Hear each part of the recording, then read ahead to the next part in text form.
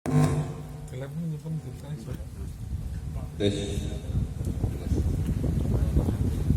Ya, selamat siang teman-teman.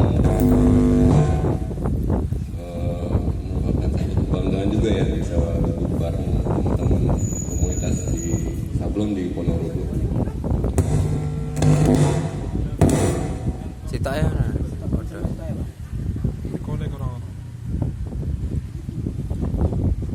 Ekone rasanya eko. Udah ya. Tes. Tanpa eko ramaku. Sebelumnya perkenalkan, nama saya Christian Kesu, sebagai technical support di toko Sablon SPS. Mungkin salah satu produk yang dikenal Unimed ya di prosesor. Hari ini saya akan memberikan tanpa melangkahi atau mendahului teman-teman ya. Ada beberapa teknik yang memang dikaji oleh saya pribadi tentang pisah warna, khususnya di raster ya. Jadi kita coba dengan teknik CMYK invert, di mana proses cetaknya kita menggunakan tinta solid atau tinta yang lebih umum digunakan oleh teman-teman. Jadi tanpa menggunakan tinta yang khusus untuk raster ya, yang umumnya biasanya menggunakan tinta transparan atau apa ya, dalam simulate proses ataupun dengan CMYK proses kita akan melangkahi teknik-teknik tersebut. Kita menggunakan teknik-teknik yang menggunakan tinta yang umum dipakai teman-teman. Jadi perlu diketahui kalau di pengelompokan warna itu ada dua jenis ya. Pertama warna adiktif, yang kedua adalah warna subtraktif. Warna subtraktif itu biasanya diwakilkan oleh warna-warna yang transparan. Kalau misalnya teman-teman lebih mengerti tentang opacity dan solidity, nanti kita coba membahas sedikit demi sedikit ya. Apa itu warna aditif? Warna aditif adalah warna-warna kelompok primer, biasanya menggunakan file-file RGB ya. Di situ ada warna merah, kuning, dan biru. Sedangkan subtraktif lebih ke cetak manual, biasanya menggunakan tinta yang cyan magenta yellow black. Jadi kita coba menggunakan secara teori akademis di arah digital, artinya nanti di proses cetak manual kita menggunakan tinta aditif atau tinta primer ya. Yang kita kenal cuma ada 5 warna primer. Pertama hitam, kemudian putih, kelompok natural, kemudian ada warna-warna primer yang lainnya adalah merah, kuning, dan biru. Jadi di sini saya akan memberikan contoh ya, nanti mungkin teman-teman bisa melanjutkannya di rumah atau nanti ada beberapa file yang kita share di webnya toko Sablon SPS ya. Jadi tinta dengan gambar yang kita lihat di monitor, kalau kita pecah warna menggunakan proses CMYK, pertama tintanya harus khusus, itu tinta transparan ya, yang warnanya pun sudah dikaji oleh Pantone Plus atau Pantone Solid Coated. Jadi ujung-ujungnya udah dunia.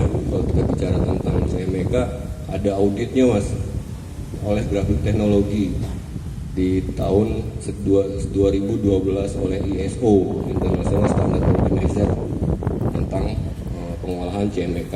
Dan situ kita coba melewati hal itu untuk menyederhanakan warna. Ini proses pertama ya. Kalau kita dengan gambar jenis fotografi, mungkin teman-teman di sini ada tambahannya bahwa jenis fotografi atau fotoprint seperti ini identik dengan raster ya, dengan halftone. Nanti kita coba di sini bagaimana cara mengolah dalam bentuk raster dengan cara yang sederhana. Untuk output filmnya mungkin untuk sementara ini saya akan menggunakan teknik flamenco mas. Kalau teman-teman bisa memilah, ada beberapa teknik output film.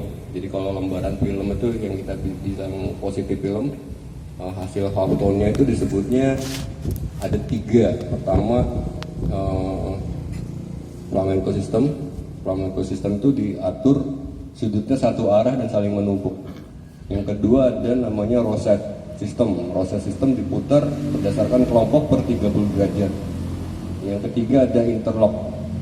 interlock system ini tinta-tinta sudutnya diatur satu arah dan satu pengunci berdampingan gitu berdasarkan warna-warna komplemen. Nanti masalah tentang bahasa teknis mungkin teman-teman agak banyak yang baru mendengar. Nanti kita coba jelaskan sedikit demi sedikit dan lebih lanjutnya mungkin di web masnya nanti ya. Kita jelaskan tentang apa sih komplemen. Ada 4 komplemen. Pertama single, kedua split, ketiga triad, dan keempatnya tertiad gitu. Jadi kalau kita bicara tentang apa sih warna primer, warna sekunder, dan warna tertiar, nanti coba kita bahas sedikit ya, biar pemahaman ini teman-teman bisa ngerti tentang proses kelanjutannya. Yang pertama kita harus tahu dulu warna dasarnya. Setelah itu baru kita bisa memilah warna yang berdampingan. Setelah itu warna yang saling tumpuk gitu ya. Jadi kalau kita bicara tentang raster, ada 3 hal tentang hasil warna yang dihasilkannya. Pertama, warna berdiri sendiri. Kedua, warna yang saling berdampingan. Yang ketiga, warna saling menumpuk. Itu yang akhirnya menjadikan gambar itu jadi ilusi optik buat kita. Jadi ada warna-warna baru, padahal itu warna yang memang berdiri sendiri. Tapi karena kita melihat dari jarak pandang yang ideal, akhirnya gambar itu akan membentuk warna-warna baru kan. Oke, lanjut ya. Untuk teknik awal, teman-teman, file ini kita lihat dulu ya. Kita coba di image size-nya untuk rencana cetak. Gitu, ada perencanaan pracetaknya.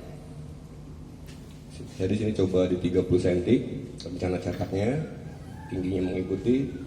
Dianjurkan resolusi menggunakan 300 untuk awal, karena nanti setelah hasil pisah warnanya selesai, kita masuk ke proses berikutnya, itu proses halftone ya, pembuatan raster. Ini ada wajib mas, kewajiban itu dikali 1,5 sampai ke 2 kali lipat, berarti dari 450 dpi sampai ke 600 dpi itu ada aturannya. Perkaliannya ya, jadi angkanya 450 sampai ke 600 itu boleh dipakai gitu ya. Kenapa sampai ke 600? Karena pembatasan resolusi di printer itu hanya 720, nggak boleh lebih. Kalau lebih kita ada kerusakan gitu, kecuali device atau alat kerja kita mendukung ya, beda cerita kalau itu. Oke ya, sedikit penjelasan di resolusi 300. Oke. Kemudian langkah berikutnya, teman-teman, kita kerja di kolom layer ya. Di sini ada layer, ada channel.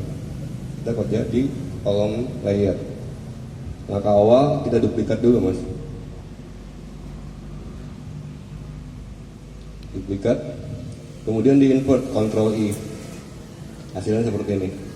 Proses mengimport ini ya, proses duplikat dan invert harus ada di file gambar dengan mode warna RGB, tidak boleh di CMYK, tapi di RGB dulu ya.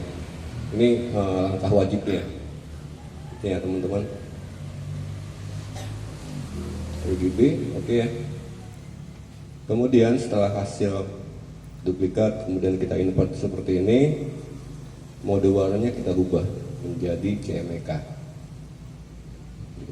Down merge ya, jangan digabung, di down merge. Kita berdiri sendiri. Kalau kita merge dia akan tergabung, karena kita butuh 2 layer ini nanti. Sesuai dengan judul, ini CMYK invert. Kita lihat di channel ya, kita ke kolom kerja channel. Ini terbagi menjadi CMYK ya. Kita kerjanya menggunakan file yang import. Jadi aktifkan importnya seperti ini, terblok seperti ini. Kemudian kita pindah ke channel. Langkah awal kita buat channel baru, ada kolom di bawah, create new channel. Selama layer tampilan channel hitam dibiarkan saja, tapi kalau tampilannya putih di Ctrl I ya, di invert. Kemudian kita rubah warna kainnya, untuk kain. Spot color ya. Jadi teman-teman perlu diketahui juga, spot color itu bukan bagian sistem pisah warna. Istilah spot color adalah indikasi warna. Jadi kalau teman-teman pernah dengar atau pernah lihat di media sosial bisa warna spot color itu kesalahan. Jadi spot color adalah indikasi warna, bukan bagian dari sistem pisah warna. Oke, ini untuk kain. Coba saya kasih namanya kain hitam. Spot color indikasi warnanya, kemudian warna kita ganti ya. Metu bulung udah hilang terus ngomong. Metu bulung tutupnya ngono pecah warna. So itu 100% ya kain, tidak boleh transparan. So itu mewakili transparasi. Beda dengan opacity. Kalau opacity ya tutup, kalau solidity berhubungan dengan warna. Oke. Kemudian langkah selanjutnya semua channel cyan, magenta dan black itu kita duplikat. Caranya gini ya. Aktifkan salah satu, kemudian duplikat semua ya. Magenta kita duplikat. Jangan lupa yang diduplikat file yang import. Ini.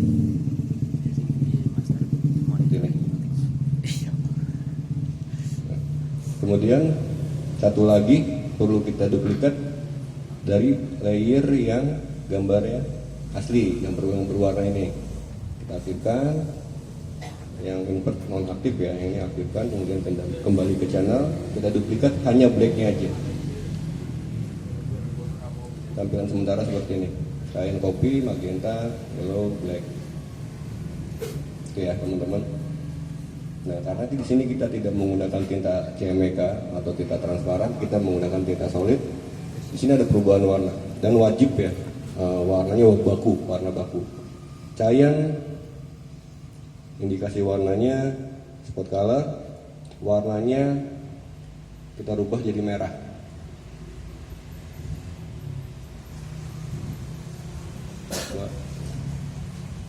Cyan jadi merah ya. Solidity ini yang harus kita pelajari tentang karakter tinta yang kita gunakan sehari-hari. Jadi range antara tinta transparan itu 5 sampai 10. Tapi kalau tinta solid itu 10 sampai ke 25. Jadi kita ambil tengah-tengah ya, kita coba di 20 dulu. Ini teman-teman mengasah solidity ini, teman-teman harus belajar tentang karakter tinta yang digunakan di rumah atau di workshop masing-masing. Itu karena setiap brand itu juga berbeda-beda ya tentang tingkat solidity-nya. Oke, tampilan seperti ini dengan kaos. Kemudian magenta jadi kuning.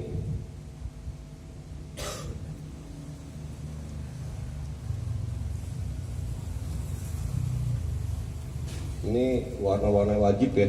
Jadi cyan itu pasti jadi merah, magenta jadi kuning. Solidity kita samakan dengan yang tadi 20%. Jangan lupa color indikasi atau indikasi warnanya di spot color. Oke. Seperti itu ya teman-teman. Kemudian yellow kita rubah jadi biru. Sini nanti biru bisa kita sesuaikan dengan gambar ya. Coba di sini dulu, random dulu ya. Yellow jadi biru. Solidity-nya disamakan 20%. Oke. Kemudian black yang import. Ini ya, atau perhatikan black import seperti ini. Ini dijadikan putih.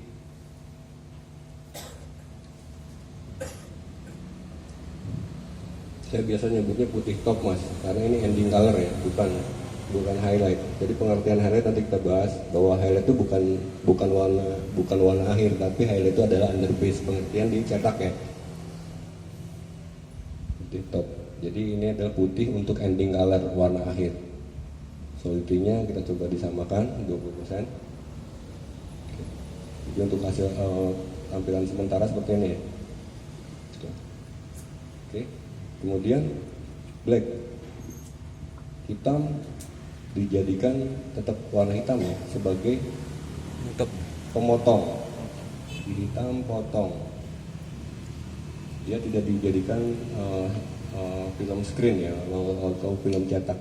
Hitam potong solidity-nya wajib 100% karena hitam tidak kenal transparasi atau tidak kenal dengan kesolidan ya, dia tetap wajib di angka 100%. Di sini ada satu lagi channel yang kita butuhkan, itu putih base. Putih base dari mana ambilnya? Dari black ini mas, dari black hitam potong ini. Hitam potong kita duplikat kembali, kemudian invertnya kita aktifkan. Terbalik ya. Jadi kalau teman-teman tadi invert yang dari RGB yang kita coba invert di RGB terus dibuat CMYK akan jadi seperti ini. Tapi kalau dari CMYK di invert akan jadi seperti ini. Ada perbedaannya. Oke. Warna ora transparan. Warnanya kita rubah jadi putih. Canda ya. Putih base. Putih base, putih dasar ya. Oke, solidity-nya di 85%. Gitu. Ini maksimalnya di 85% karena tidak ada warna atau tinta apapun ya jenis yang solid itu tidak akan 100% karena tinta di atas kain akan turun beberapa persen ya, turun. Jadi maksimal di 85%. Diusahakan ketika kita gesut atau kita sablon mendekati 85%. Jadi gini ya, posisinya kita rubah seperti ini. Jadi tampilan sementara seperti ini, teman-teman. Masih ada perubahan ya. Ini masih pengelompokan dulu tentang channelnya, belum kita edit. Nah, langkah selanjutnya setelah kita semua dapat nih filenya, channelnya, putih base, cyan, magenta, yellow, dan putih top atau dengan warna-warna yang kita sebut tadi ya, yang kita rubah, cyan jadi merah, magenta jadi kuning, yellow jadi biru, dan black invert jadi putih top. Nah, langkah selanjutnya kita saling memotong untuk setiap channel. Pertama kita magenta potong cyan, ini ya, magenta potong cyan, kemudian yellow potong magenta potong cyan, kemudian putih potong yellow potong magenta potong cyan. Nah, kita mulai dari awal ya, dari magenta dulu kita aktifkan. Di sini ada simbol lingkaran tanda seleksi, kita seleksi magentanya, kita seleksi, kemudian kita aktifkan cyan. Selanjutnya delete atau F-Shift F5 atau di sini ada juga edit fill. Oke, edit fill, kontennya kita berubah jadi white. So opacity-nya 100%. Untuk memotong ya. Oke. Teman-teman perhatiin ada berkurang ya density. Jadi saya jelasin tentang density. Density adalah kepekatan hitam di setiap film. Itu sebutnya density. Oke, selanjutnya kita aktifkan yellow, kita potong magenta, sama ya, shift F5 atau tadi atau delete, boleh, langsung delete, kemudian cyan, delete. Oke, diseleksi, Ctrl D, kemudian selanjutnya putih top, kita seleksi, potong cyan, potong yellow, potong magenta, potong cyan. Saling memotong ya. Jadi prosesnya selesai sampai sini. Kemudian yellow kita rubah posisinya di atas cyan, kita tarik di atas cyan. Jadi posisinya seperti ini, putih, yellow atau biru, kemudian cyan, magenta, putih top, hitam potong, seperti ini. Jadi kita merubah warna-warna yang sederhana ya, gitu. Ada pertanyaan misalnya, putih top boleh ditiadakan nggak atau boleh kita tidak gunakan? Bisa. Caranya tadi semua warna kita potong kecuali putih base, gitu ya. Potong kembali maksudnya. Contoh misalnya saya aktifkan putih base-nya, putih topnya, kemudian magenta kita potong lagi.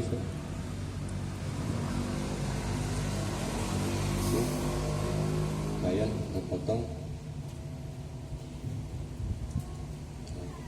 Ya, jadi sementara seperti ini.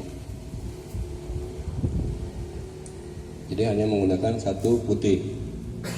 Gitu. Kalau misalnya mau lebih detail atau memperhalus area putih, teman-teman bisa menggunakan putih top di sini. Nah, di sini ketika kita sudah fix dengan warnanya, dengan posisinya, langkah selanjutnya adalah langkah sebelum akhir ya, itu kita potong semua channel menggunakan hitam potong. Caranya kita seleksi dulu hitam potongnya, seleksi, kemudian semua channel kita potong mulai dari putih top, ya lihat semua ya. Lihat.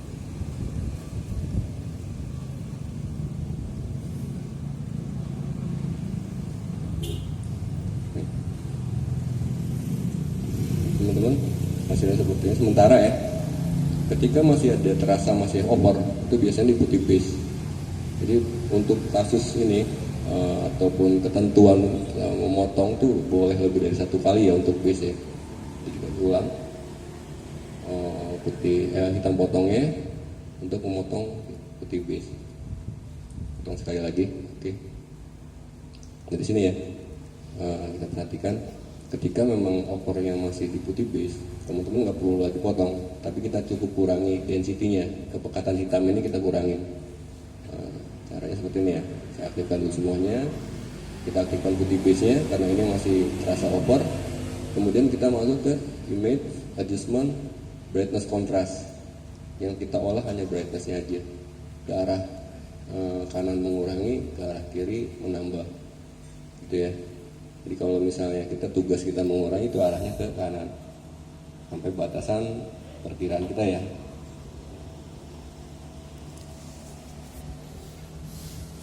Oke, ini teman-teman.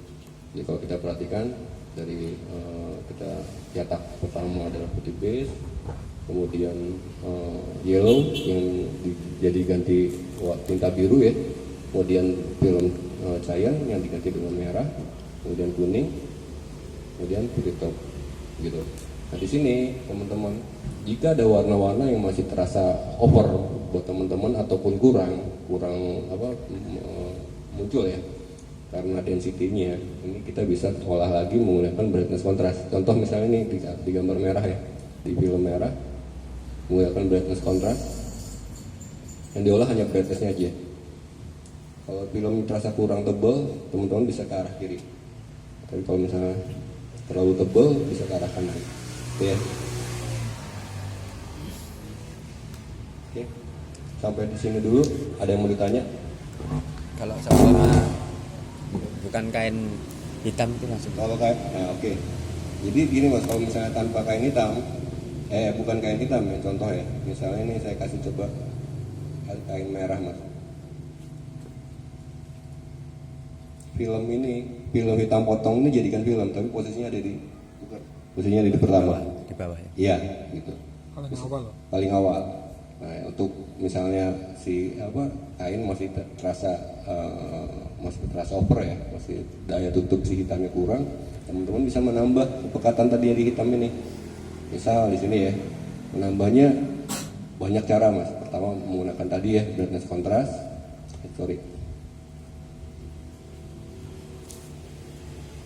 Ini brightness contrast ya, menambah, atau teman-teman bisa di sini image, apply image,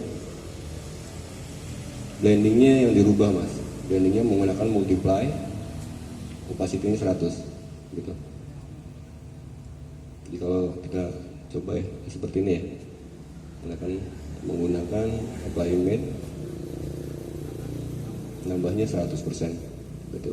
Penambahan ini boleh lebih dari 1 kali kalau misalnya terasa kurang ya. Ini kan berhubungan dengan cita rasa mas. Yeah. Rasa kita ya mas, dengan masih kekurangan kita bisa tambah lagi. Misalnya dengan cara image masih terasa kurang, kita bisa tambah dengan menggunakan cara yang adjustment ini, brightness contrast. Ya. Teman-teman bisa lihat ininya perubahannya. Dianjurkan menggunakan brightness contrast karena perpindahan warna itu smooth, lebih halus dibanding menggunakan level. Kalau level terlalu tajam ya, itu bikin kadang-kadang jadi patah mas. Kalau updateannya nggak sempurna kan jadi patah-patah gitu. Oke, sampai sini ada yang mau tanya lagi?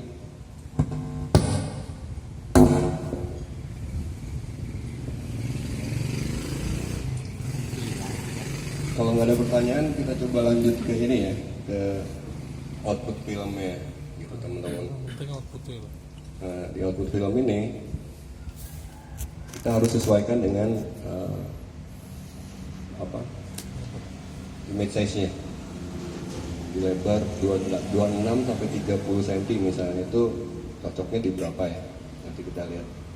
Nah, sebelumnya ketika kita masuk ke output film, image size ini kita rubah dulu mas, resolusinya. Tadi seperti tadi dijelaskan di awal, 1,5 sampai ke 2 kali lipat. Jadi kita naikkan jadi 450, 1,5 sampai ke 2 kali lipat atau 600 ya. Kita coba di 600 deh. Oke.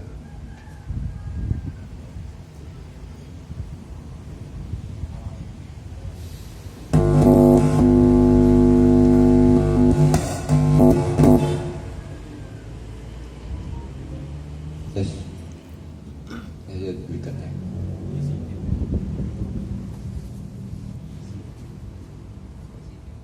Output film yang pertama kita akan menggunakan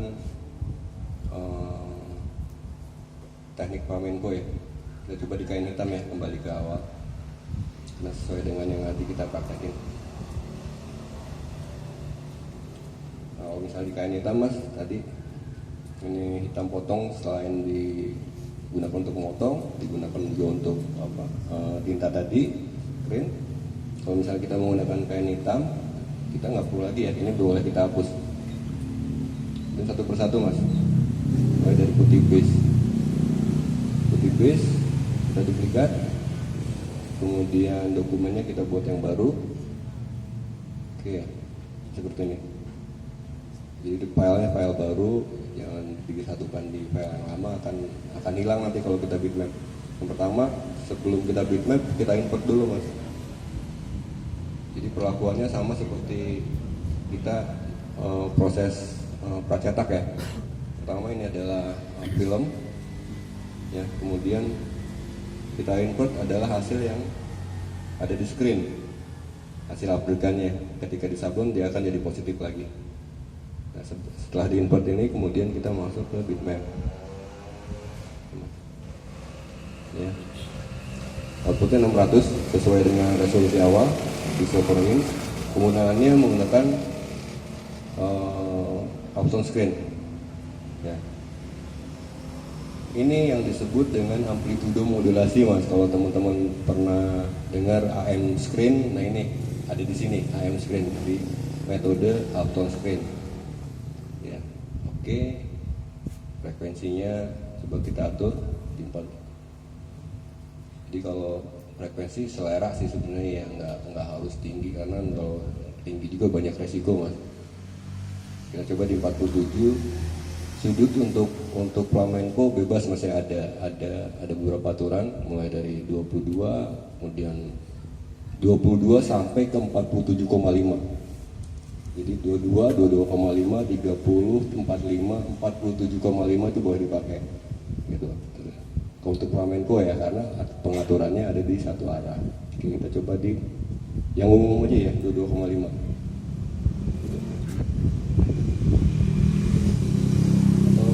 Coba di 30 deh. 30. Shape yang digunakan biasanya ada 3 yang umum dipakai. Pertama round, kedua ellipse, ketiganya square. Nah, bisa jelasin. Round dipakai dan lebih cocok dipakai ketika kita melihat gambar yang cenderung ke warna-warna kulit mas. Ini akan lebih ideal dipakainya round. Oke, kemudian ellipse dipakai ketika gambar itu objeknya banyak, itu lebih cocok. Kemudian square dipakai ketika gambar itu membutuhkan detail yang tajam, itu menggunakan square. Jadi ada 3 yang umum dipakai. Yang lebih umum round sih, gitu. Jadi kita coba pakai round ya. Oke, kita lihat hasil rasternya seperti ini mas. Ya. Antisipasi yang tipis harus diperhatikan ya ketika buat film. Kemudian setelah bitmap, kemudian kita import kembali mas, dikembalikan ke awal. Nah ini yang akan jadi film nantinya. Ini kita kembalikan ke file bisa warnanya. Jadi kita bisa proofing di depan monitor ya. Kita kembalikan caranya, all select, all, kemudian kita copy, edit, copy, kemudian kita aktifkan file pisah warna, kita paste lagi di channel sebelumnya ya. Jadi channel raster ini sudah pindah kemari mas. Ini kalau kita perhatikan di sini ya prosesnya, kita pindahkan ke sini untuk kita proofing di depan monitor. Gitu. Sebelum kita proofing di atas kain, kita bisa proofing di monitor ini dulu. Kemudian lanjutnya biru, sama prosesnya seperti tadi, duplikat dokumennya kita buat yang baru. Oke, seperti ini, kemudian Ctrl I, kemudian bitmap.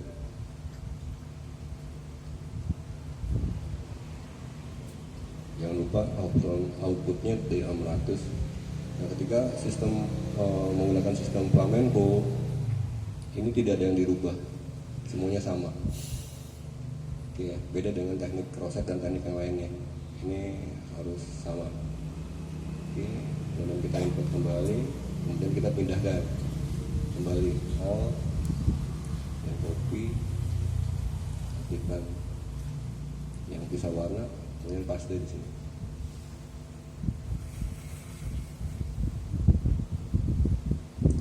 Teman-teman bisa perhatikan dokumen di sini.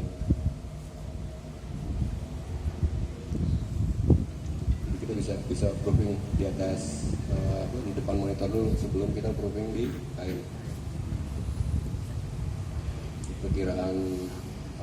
Perkiraan hasil cetaknya harus mendekati apa yang kita lihat di monitor ya. Kemudian merah,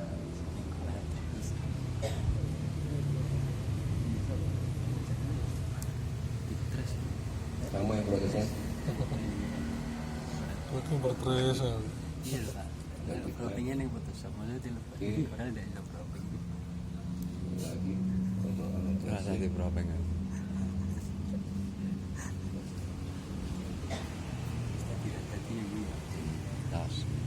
kita hapus